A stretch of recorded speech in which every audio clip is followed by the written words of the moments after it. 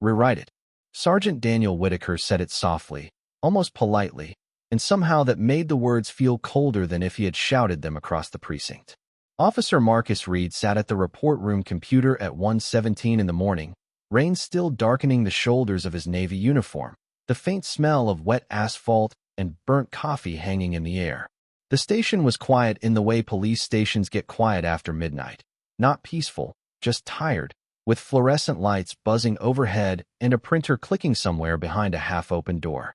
Marcus kept his hands on the keyboard, but he stopped typing. On the screen in front of him was a stop report from 43 minutes earlier, a simple traffic stop that should have taken 5 minutes and left no one shaken. A taillight concern on South Wilmington Street. A driver coming home from a hospital shift. No contraband. No warrant. No threat. No reason for it to become anything more than a warning and a safe ride home. But Sergeant Whitaker stood behind him, close enough that Marcus could see the man's reflection in the black edge of the monitor, jaw tight, arms folded, badge catching the white light like something sharp. Which part? Marcus asked, though he already knew. Whitaker leaned forward and tapped the screen with one finger. Not hard, just enough. That part where you wrote, "I escalated the stop" before confirming a violation. Marcus looked at the sentence. It was plain. It was factual. It was exactly what had happened. He remembered the driver, Elijah Brooks, sitting with both hands visible on the steering wheel, his hospital ID clipped to his jacket, his voice careful when he asked why he had been pulled over. Marcus remembered the red and blue lights flashing across Elijah's rear windshield, the grocery bag in the passenger seat, the small pink backpack in the back, probably belonging to a child. He remembered how quickly fear can fill a car when an officer approaches with suspicion already written across his face. "Sergeant," Marcus said, keeping his voice even. "That's what the body cam shows." Whitaker gave a short breath through his nose, almost a laugh, but without humor. "The body cam shows what we say it shows in the report. That's how this works." The room seemed to shrink around those words. A vending machine hummed in the corner. Somewhere down the hall, a phone rang once, then stopped. Marcus did not turn around. He knew that if he looked Whitaker in the eye too soon, the conversation would stop being about policy and start becoming about power. And men like Whitaker were most dangerous when they felt power slipping out of their hands. "I can't write that Mr. Brooks was aggressive," Marcus said. He wasn't. Whitaker's reflection hardened. "You're still new enough to think this job is about what you feel." Marcus finally turned in the chair. He was 34 years old, 6 feet tall, calm in a way that came from years of swallowing anger before it could be used against him. He had worked too hard for that uniform. Too many nights, too many tests, too many quiet rooms where people looked surprised when he spoke with authority. He had not joined the department to protect bad paperwork. He had joined because his father once told him that if good people avoided hard places would only belong to the wrong people. Whitaker stepped closer, lowering his voice. "Let me explain something to you, Reed. I have been wearing this badge for 22 years. People in this building know me. They trust me. You start writing reports that make supervisors ask questions, and suddenly people start asking questions about you." Marcus heard the threat clearly. It was not loud. It did not need to be. It came dressed as advice, the way certain threats always do inside institutions that value silence more than truth. Bad shifts. Missed promotions. A reputation whispered into rooms before he entered. A file that somehow grew heavier every time he refused to bend. "Are you asking me to change what happened?" Marcus asked. Whitaker stared at him, and for the first time that night, the sergeant seemed to understand that Marcus was not confused. He was giving him one clean chance to hear himself. The question rested between them like a witness. Outside, rain tapped against the narrow precinct window. On the computer screen, the cursor blinked at the end of the report, patient and unforgiving. Whitaker's mouth tightened. "I'm telling you to be smart."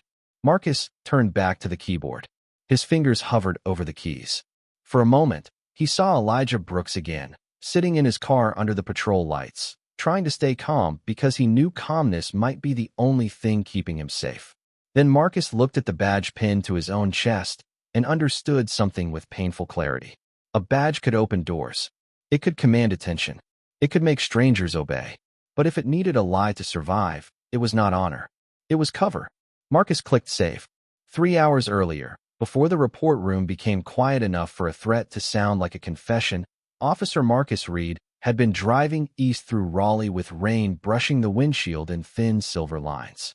The patrol car moved along South Wilmington Street just after 10:30 at night, passing closed storefronts, gas stations glowing under white canopies, and bus stops where tired people stood with their shoulders tucked against the cold. The city did not feel dangerous that night. It felt exhausted. The kind of exhausted that settles over working neighborhoods after the last dinner rush, after the last hospital shift, after parents have picked up children from relatives, and everyone is just trying to get home. Marcus sat in the passenger seat, watching the road with the steady attention he gave every shift. Sergeant Daniel Whitaker drove with one hand on the wheel, his other resting near the radio, his eyes cutting from car to car as if every pair of headlights carried a secret. They had been riding together for only 2 hours, but Marcus could already feel the difference between caution and suspicion. Caution watched behavior. Suspicion searched for a reason to confirm itself. The call had not even come from dispatch at first. Whitaker had spotted a dark blue Honda Accord about 50 yards ahead, moving at the speed limit, staying in its lane, signaling before a turn. Nothing about it stood out except the driver. Marcus noticed Whitaker lean forward slightly, squinting through the wet glass. "Run that plate," Whitaker said. Marcus entered the number into the mobile data terminal. The response came back clean. Registration valid. No stolen vehicle alert. No active warrant attached. "It is clear," Marcus said. Whitaker kept following. The Honda turned right, then continued under a flickering street lamp. "Left taillight looks dim," Whitaker muttered. Marcus looked again. The taillight was visible. Maybe a little dull through the rain, maybe not. It was the kind of thing an officer could mention in a warning if the stop had already happened, not the kind of thing that should become a man's worst memory of the night. But before Marcus could say anything, Whitaker flipped on the lights. Red and blue washed over the wet pavement, over brick walls, over the back window of the Honda. The car slowed immediately and pulled into the lot of a small 24-hour pharmacy. No hesitation. No sudden movement. No attempt to flee. "He is complying," Marcus said. Whitaker did not answer. He put the cruiser in park and stared ahead for one extra second, as if the silence itself was giving him permission. Inside the Honda, Elijah Brooks placed both hands on the steering wheel before either officer reached the doors. Marcus saw it clearly. 2 open hands. Shoulders still. Driver window lowering before anyone asked. A hospital badge clipped to a rain jacket. A paper cup in the center console. A small photograph taped near the dashboard, showing a little girl with missing front teeth and bright beads in her hair. Ordinary things. Human things. Things that should have reminded any officer that a traffic stop is not just a procedure. It is a moment where one person's authority steps into another person's fear. Whitaker approached the driver's side with his flashlight angled high. Marcus moved to the passenger side, keeping enough distance to be safe without making the driver feel surrounded. Elijah spoke first, his voice careful. "Good evening, officers. Is everything all right?" Whitaker did not answer the question. "License, registration, insurance." Elijah nodded slowly. "Yes, sir. My wallet is in my left jacket pocket. May I reach for it?" Marcus noticed the discipline in that question, the way Elijah narrated every small movement because he had learned somewhere, from someone, that being misunderstood could cost him more than pride. Whitaker gave a stiff nod. Elijah moved slowly, exactly as requested, and handed over his documents. "I am coming home from WakeMed," he said. "I work environmental services there. I just got off." Whitaker looked at the identification, then at Elijah, then back toward the inside of the car. "You always drive through this area this late?" Elijah blinked once. "I live off Tryon Road. This is the way home." The answer was simple. It should have been enough. But Marcus felt the shift before anything was said. Whitaker's tone sharpened, not because Elijah had done anything wrong, but because Elijah had answered like a man who believed he deserved a reason. "Step out of the vehicle," Whitaker said. Elijah's hands tightened slightly on the wheel. "Officer, may I ask why?" The rain kept falling. The pharmacy sign buzzed overhead. Marcus looked from Elijah to Whitaker and understood, with a weight settling behind his ribs, that this stop was no longer about a taillight. Elijah Brooks did not argue. He did not raise his voice. He did not move his hands from the steering wheel until he was told to. He only looked through the rain-speckled window at Sergeant Daniel Whitaker and asked the one question every driver in America has the right to ask. "Officer, why am I being asked to step out?" The question landed softly, but Whitaker reacted as if it had been thrown at him. His face tightened under the pharmacy lights. His flashlight beam stayed fixed on Elijah's chest, bright enough to make the hospital badge shine against the dark fabric of his jacket. "Because I gave you a lawful instruction," Whitaker said. Marcus Reed stood on the passenger side, his body still, his eyes moving carefully between the two men. He had been trained to read hands, shoulders, distance, tone. Elijah was nervous, yes, but nervous was not dangerous. Nervous was human. His fingers were open on the wheel.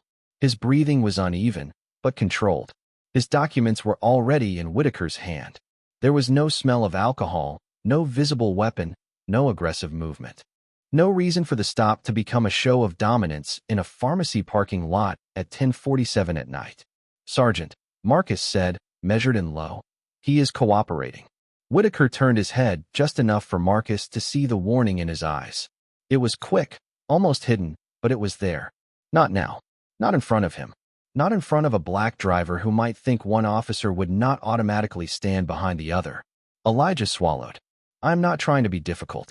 I just want to understand what happened. My taillights were working when I left the hospital." Whitaker leaned closer to the open window. "You want to test me tonight?" The words were not loud, but they changed the temperature of the moment.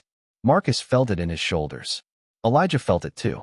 A man could feel when a conversation stopped being about safety and started becoming about obedience.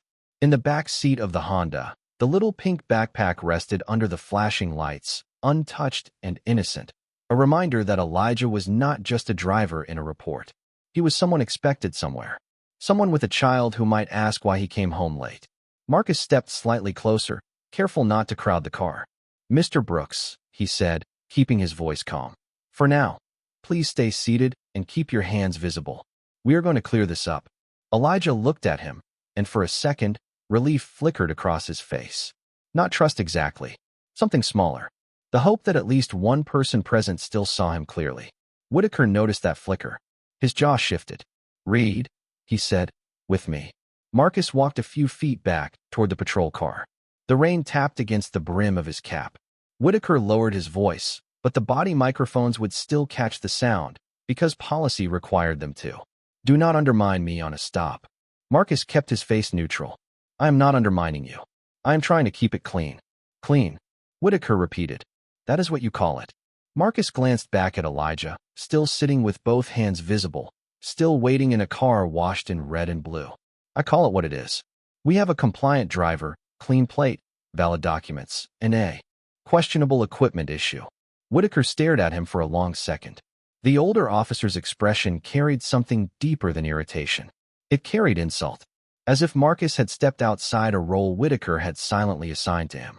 As if a black officer was acceptable beside him only as long as he nodded, backed him, and helped turn suspicion into paperwork.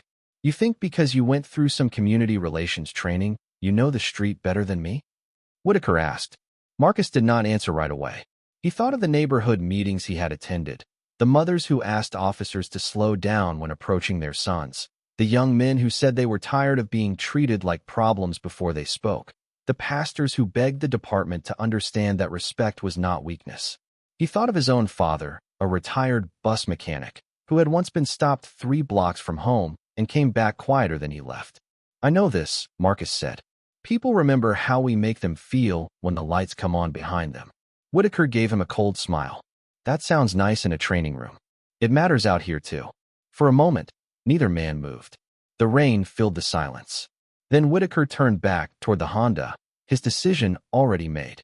Marcus followed, but something inside him had shifted. He was no longer just assisting on a traffic stop.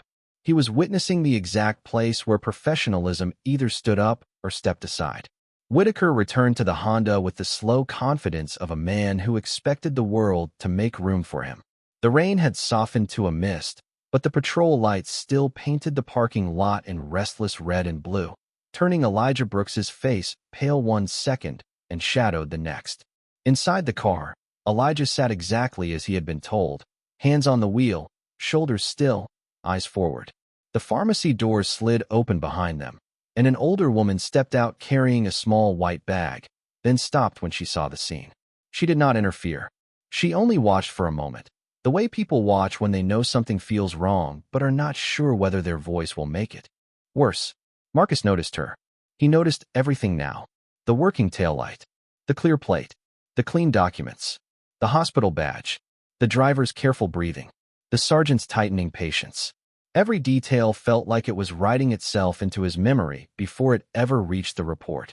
"Mr. Brooks," Whitaker said, his tone flat, "step out of the vehicle." Elijah's eyes moved to Marcus for half a second, not asking to be rescued, only asking whether this was really happening. Marcus gave the smallest nod he could, not because he agreed with the command, but because he wanted Elijah to move through the moment safely. "Move slowly," Marcus said. "Keep your hands where we can see them." Elijah obeyed. He opened the door with care, stepped onto the wet pavement, and stood beside the car in his work shoes, the soles slick from the rain. He was not tall, not imposing, not anything like the threat Whitaker seemed determined to describe. He looked like a tired man with 10 hours of work in his bones and a family waiting somewhere beyond the glow of the parking lot. "Face the vehicle," Whitaker said. Elijah turned, his voice still controlled. "Officer, I have done everything you asked. I just want to know what this is about." "It is about attitude," Whitaker replied. Marcus felt the sentence land hard, because attitude was one of those words that could mean anything when an officer wanted it to. A question became attitude. Fear became attitude. Confusion became attitude. A person asking to be treated with basic respect could be turned into a problem with one word typed into a report. Marcus stepped in before the moment could stretch further. "Sergeant, we have his identification. We can verify the equipment issue and clear the stop." Whitaker looked at Marcus as if he had crossed an invisible line. "I am handling it." "I understand," Marcus said carefully. "But there is no indication of impairment, no active warrant, and no visible safety concern." Elijah stood silent, rain collecting on his jacket. The older woman near the pharmacy entrance lowered her gaze and hurried toward her car, but not before Marcus saw the discomfort on her face. That look mattered too. Public trust was not lost in grand scandals alone. Sometimes it leaked away in parking lots, one unnecessary command at a time. Whitaker took a step back from Elijah and turned fully toward Marcus. "You got something you want to say?" There it was. Not a question, a challenge. Marcus could feel the body camera on his chest, the small square weight of it, recording the rain, the lights, the voices, the silence that followed. He also felt the older weight beneath it, the one he had carried long before he became an officer. The weight of being watched twice as closely and trusted half as quickly. The weight of knowing that if he sounded too firm, he would be called emotional. If he stayed too quiet, his silence would become permission. He chose the middle path, the hard path, the professional path. "I am saying the stop should stay within policy." Whitaker's face changed almost imperceptibly. A blink, a tightened mouth, a flash of embarrassment disguised as authority. "Policy," he repeated, as though the word offended him. "You think policy is going to keep you safe out here?" Marcus looked at Elijah, then back at Whitaker. "Policy protects everyone when we follow it." The words were calm, but they carried farther than Marcus intended. Elijah heard them. Whitaker heard them. Even the rain seemed to pause around them. For one brief second, the parking lot held two different visions of the badge.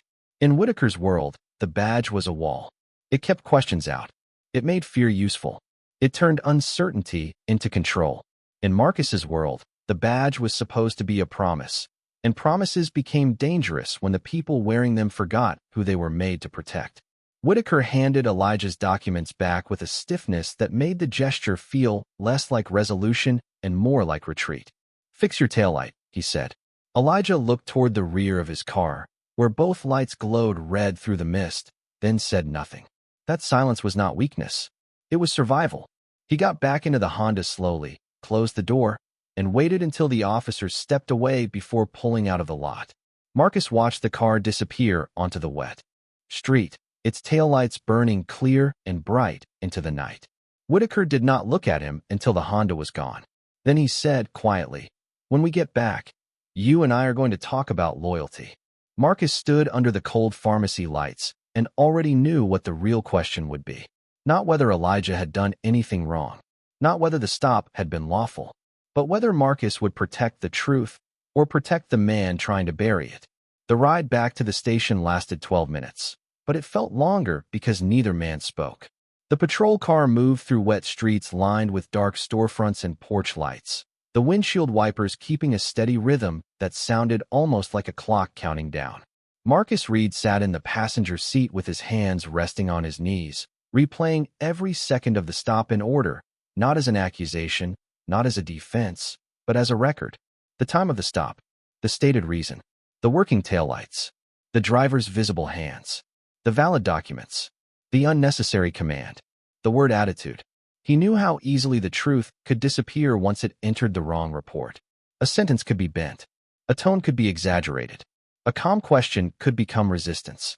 A man who had done nothing wrong could wake up the next morning described in official language as suspicious, difficult, non-compliant. That was the quiet power of paperwork. It did not shout. It did not flash lights. It simply stayed in a file long after everyone went home. When they reached the precinct, Whitaker parked hard enough that the tires bumped the curb stop. He got out without looking at Marcus and walked inside through the side entrance, his shoulders squared beneath the hallway lights. Marcus followed at his own pace. The building smelled like floor cleaner, old coffee, damp uniforms, and sleep that no one was getting. A dispatcher behind glass glanced up, then back down. Two officers stood near the vending machines talking about weekend overtime. Everything looked ordinary, and that made the night feel even stranger. The world had not changed. Only Marcus's understanding of it had sharpened. He entered the report room, signed into the computer, and opened the stop report. For several seconds, he did not type.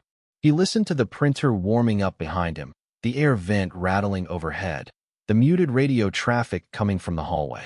Then he began writing exactly what happened. Not emotionally, not dramatically, precisely. Vehicle observed traveling within posted speed. Plate check returned valid. Driver identified as Elijah Brooks. Driver provided license, registration, and insurance upon request. Driver remained seated with hands visible. No indicators of impairment observed. No contraband observed. No probable cause for vehicle search developed. Equipment issue not confirmed at scene. Sergeant Whitaker requested driver exit vehicle after driver asked for clarification. Marcus paused over the keyboard when he reached that sentence, because he understood its weight. It did not call Whitaker racist. It did not insult him. It did not judge his character. It simply placed his choice under light. Sometimes that was enough to make powerful men afraid. The door opened behind him. Whitaker stepped in, now without his rain jacket, holding a paper cup of coffee he had not tasted. He read over Marcus's shoulder in silence. The silence stretched. Marcus kept his eyes on the screen. Then Whitaker said, "No." Marcus did not move. "No, that is not going in." Whitaker reached past him and pointed at the paragraph. "You are making it sound like I had no basis." Marcus looked up. "Did we confirm the taillight was out?" Whitaker's stare hardened. It was dim. Both taillights were visible when he left. "Do not play lawyer with me." Marcus turned back to the report. "I am writing what I observed." Whitaker set the coffee down with controlled force, not spilling it, but making the cup snap against the desk. "Here is what you observed." The driver questioned lawful commands. The driver displayed a hesitant attitude. The driver created uncertainty during a late-night stop. That is what you observed. Marcus felt heat rise in his chest, but he let it pass before speaking. Uncertainty is not the same as threat. Whitaker leaned closer. "You think the people upstairs care about your little philosophy? They care that we come home safe." "So do I," Marcus said. But Elijah Brooks deserved to go home safe too. The name seemed to bother Whitaker more than the argument. Giving the driver a name made it harder to turn him into a category. For a moment, Whitaker looked not angry but exposed. Then his voice dropped. "You are going to learn that loyalty matters in this department." Marcus held the sergeant's gaze. Loyalty to what? The question cut cleaner than anger could have. Whitaker did not answer right away. Outside the room, the precinct continued breathing its late-night breath, unaware that something important was happening in a chair, at a desk, on a screen filled with plain words. Marcus looked back at the report. His finger moved to the save button. Whitaker said his name once, low and warning. Marcus clicked save anyway. For 1 second after Marcus clicked save, nothing happened. No alarm sounded. No supervisor appeared. No dramatic voice came from the hallway to confirm that he had done the right thing. There was only the quiet report room, the blinking cursor, the faint buzz of fluorescent lights, and Sergeant Daniel Whitaker standing behind him with a face that had gone still in a way that felt more dangerous than anger. Marcus logged the report identification number, attached the stop time, and confirmed that the body camera file had already begun uploading through the department system.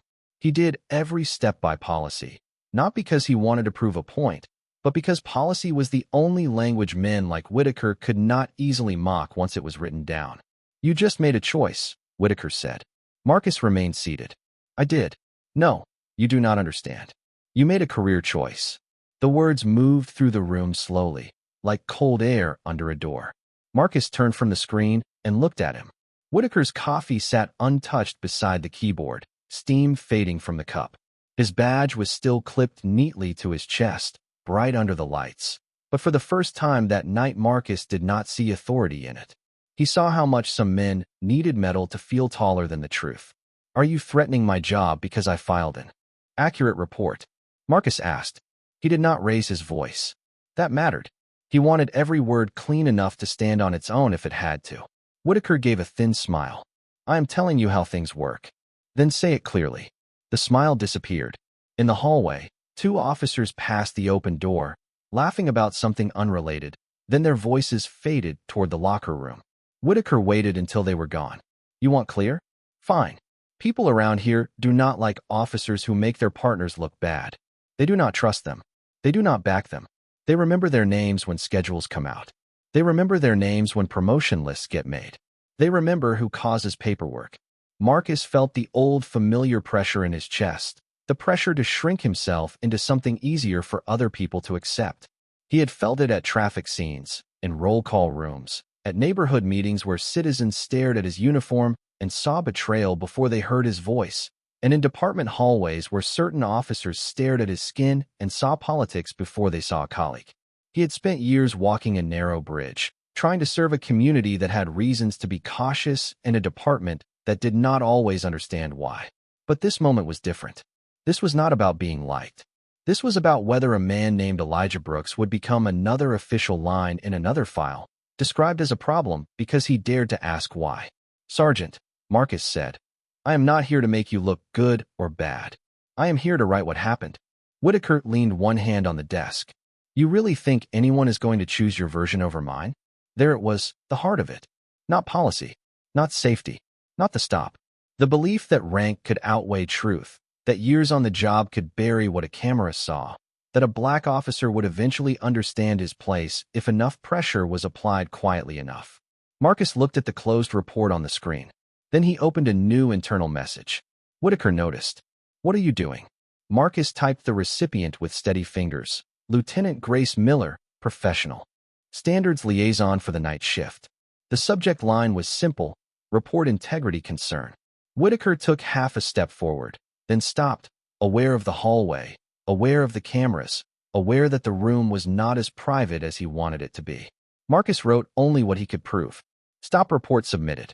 Requesting supervisory review of incident narrative, body camera footage, and post-stop conversation regarding requested changes to observed facts. He did not accuse. He did not decorate the truth. He placed it where it could not be ignored.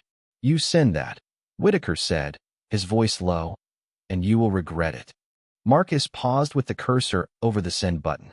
For a breath, he thought of his father standing at the kitchen sink years ago, telling him that dignity was not the same as pride. Pride needed applause. Dignity could stand alone in a quiet room. Marcus clicked send. The message left the screen with no sound at all, but the silence that followed felt louder than sirens. Whitaker stared at him, and in that stare was the first trace of something Marcus had not seen from him all night. Not guilt. Not yet. Fear. Because the badge on his chest had protected him from complaints, from whispers, from questions he never thought would reach the right desk. But now the question had a report number, a timestamp, a body camera file, and a witness who wore the same uniform and refused to lie. Lieutenant Grace Miller saw the message at 1:24 in the morning, 7 minutes after Marcus sent it, while she was standing in a narrow office behind the records desk with a paper folder in one hand and a half-finished cup of black coffee in the other. She had been with professional standards long enough to know that some messages looked ordinary until you understood what they were really asking. Report integrity concern. For plain words. No emotion. No accusation. No attempt to sound heroic. That was what made it serious. People who wanted drama wrote long paragraphs. People who were afraid wrote around the issue. People who had evidence wrote carefully. Grace set the folder down and opened the attached file. The stop report loaded first. She read it once, then again. Slower. Valid plate. Visible hands. Driver cooperative. No confirmed equipment violation. No probable cause developed. Requested report alteration after the stop. Her face did not change, but her eyes sharpened. Then she opened the body camera footage. The small office filled with the sound of rain, traffic, and a tired man's voice asking why he had been stopped. Grace watched Elijah Brooks keep his hands on the wheel. She watched Marcus stay calm. She watched Whitaker turn a simple question into a test of obedience. She did not need anyone to tell her what she was seeing. She had reviewed enough footage to recognize the difference between control and safety. Safety explained. Control demanded. Safety de-escalated. Control took questions personally. At 1:31, Grace walked down the hall toward the report room, her shoes quiet against the polished floor. The precinct seemed half asleep, but not fully. It never fully slept. Radios murmured. A copier warmed and cooled. Officers moved like shadows between pools of fluorescent light. When she reached the doorway, Marcus was standing beside the desk, his posture calm but alert. Whitaker was across from him, his arms folded, his expression arranged into professional annoyance, the kind men put on when they want witnesses to believe nothing unusual is happening. Grace looked at both of them. Sergeant Whitaker. Officer Reed. Conference room 2. Whitaker forced a laugh that did not belong in the hallway. Lieutenant, this is just a rookie misunderstanding the report process. Grace did not look away from him. Conference room 2. That was all she said. No raised voice. No explanation. Authority did not always need volume. Sometimes it sounded like a door being opened and no one being allowed to pretend they had not heard it. Inside the conference room, the walls were beige, the table was scratched, and a framed department values poster hung slightly crooked near the light switch. Integrity. Service. Accountability. Marcus noticed the words because he had seen them 100 times and wondered how often people read them when no one was being tested. Grace placed a tablet on the table and started the footage from the beginning. No one spoke. The screen showed the Honda pulling into the pharmacy lot. Elijah's window lowering. His hands visible. His voice careful. Whitaker's question sharpening. Marcus's attempt to keep the stop within policy. Then came the moment after the stop, captured by hallway audio and system logs, when Whitaker questioned the report language and suggested words that did not match the footage. Grace paused the video. The room held its breath. Sergeant, she said, explain the discrepancy. Whitaker looked at the frozen image on the screen, then at Marcus, then back at Grace. The camera does not capture everything an officer feels in the moment. Grace nodded once, not agreeing, only acknowledging that he had spoken. Correct. That is why reports must distinguish between observed facts and personal interpretation. Whitaker shifted in his chair. The driver was hesitant. Marcus spoke before he could stop himself, but his voice stayed even. He asked why he was being ordered out of the car. Grace looked at Marcus, then back to Whitaker. And asking why is not the same as refusing. The sentence settled over the table with quiet force. For the first time, Whitaker did not have an immediate answer. Grace tapped the tablet, opening another folder. This is not the first stop report from your unit using similar language after a driver questioned the basis for a stop. Whitaker's face changed. Not much. Just enough. What is that supposed to mean? Grace folded her hands. It means I am initiating a supervisory review of this incident and requesting a broader audit of recent traffic stops connected to your reports. Marcus felt the air shift. Not victory. Not satisfaction. Something heavier. The beginning of accountability. Whitaker stared at the values poster on the wall as if the words had turned against him.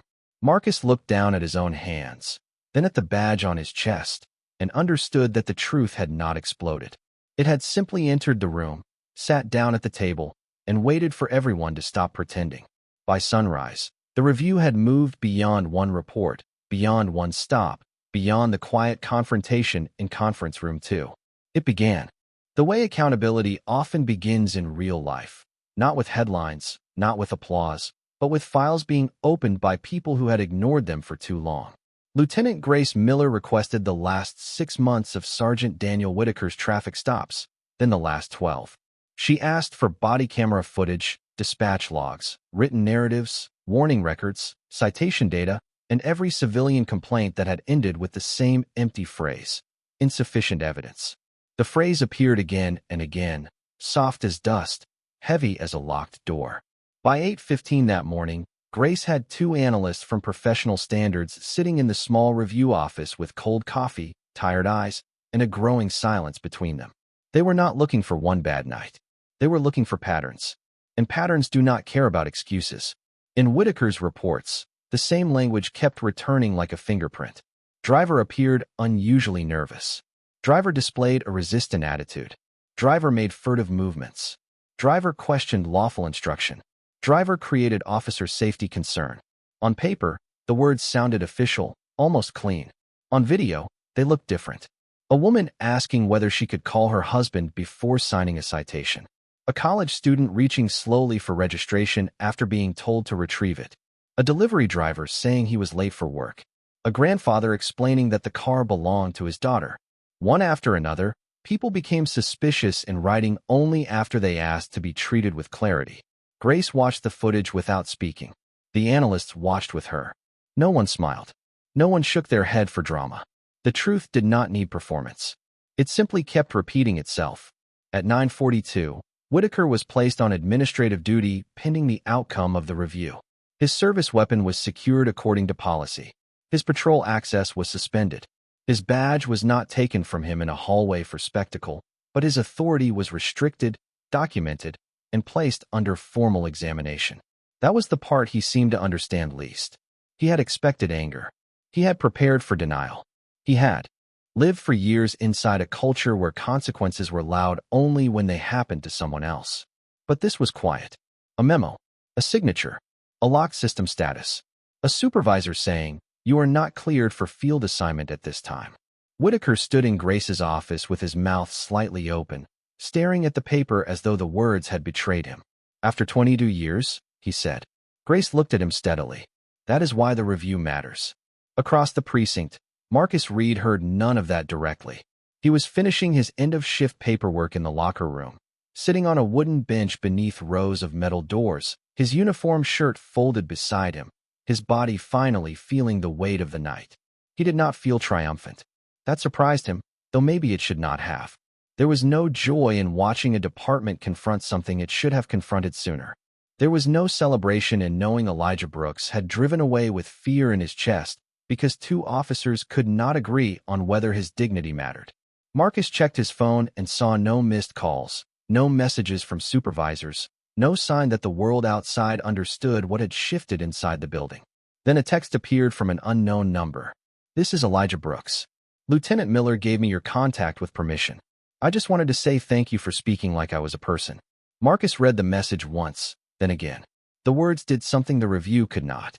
They reached past policy, past procedure, past the cold machinery of accountability, and touched the reason the badge was supposed to exist in the first place. He typed slowly. "You deserved that from the beginning." For a long moment, he stared at the screen before sending it.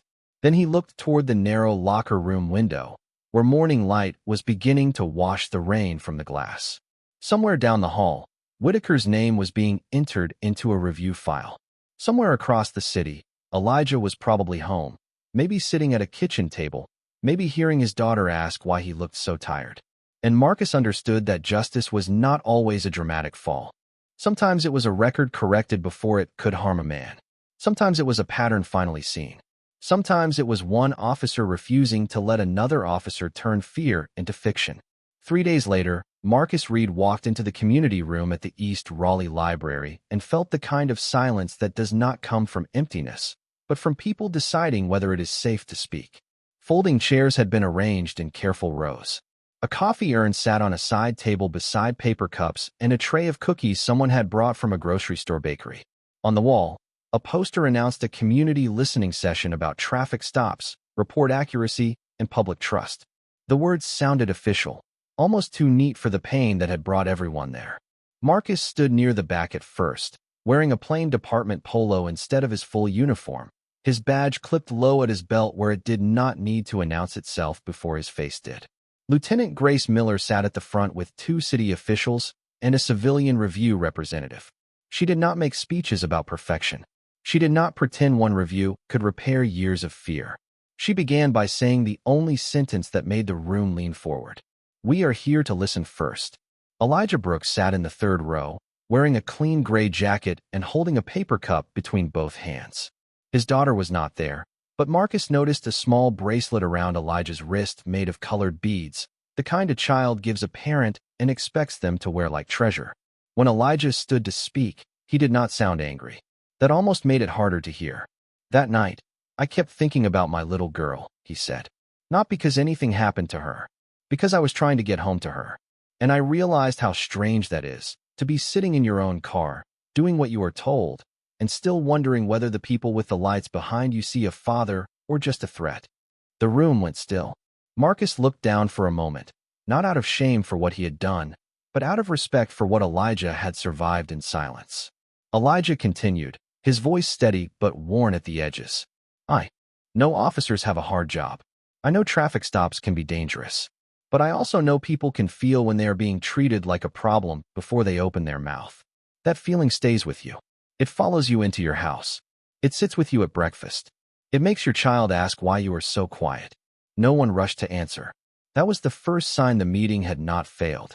Sometimes respect begins when people stop defending themselves long enough to hear the wound. Grace took notes. The civilian representative nodded. Several officers in the room stared at the floor, not because they were guilty, but because they understood that trust was not a slogan on a poster. It was built or broken in moments too small for headlines.